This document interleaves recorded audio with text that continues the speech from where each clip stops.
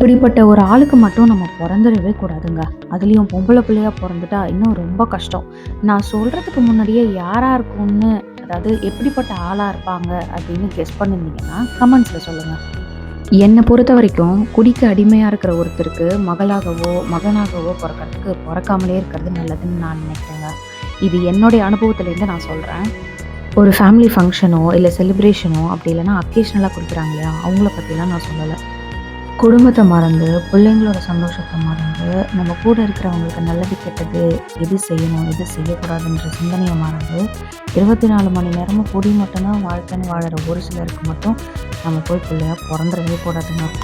அதாவது நான் என்ன சொல்ல வரேன்னா, குடிப்பழக்கம் இருக்கிறவங்களுக்கு குழந்தையா இருக்கிறது பிரச்சனை இல்ல. ஆனா, குடி மட்டும் தான் வாழ்க்கைன்னு நெனச்சிருக்காங்க இல்லையா? அந்த மாரி ஆட்களுக்கு நம்ம குழந்தையா போய் பொறந்துறவே கூடாது. இது என் வாழ்க்கையோட அனுபவத்துல நான் தெரிஞ்சுக்கிட்டது. என்னோட இந்த கருத்து ஏத்துக்கக்கூடியதா இல்லையான்னு கமெண்ட்ஸ்ல சொல்லுங்க. இது நான் கடந்து வந்த பாதை எபிசோட் 1. இது போல வீடியோவுக்கு என்னோட சேனலை சப்ஸ்கிரைப் பண்ணி வச்சுக்கோங்க. தேங்க்ஸ் ஃபார் வாட்சிங்.